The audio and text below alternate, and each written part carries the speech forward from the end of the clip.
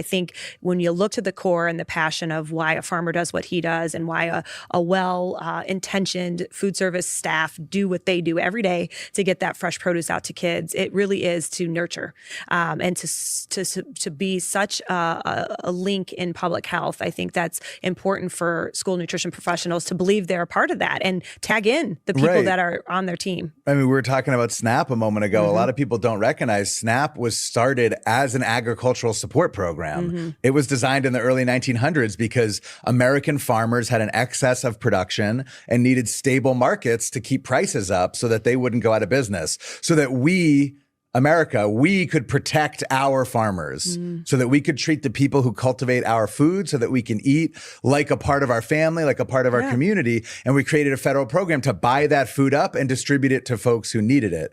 So it's the same thing. Not a lot has, a lot has changed on the surface, how it's run, how it looks. But at the end of the day, it's the same concept and it's the same mindset that goes into our school food programs. So it's about how do we increase, not decrease, but increase the support for these programs that feed people, that provide reliable markets for farmers, and that show us a way forward. Because if we lose this agricultural knowledge, it's not coming back. Yeah. This epistemology, again, lives in the hands and minds of the folks who are doing the work.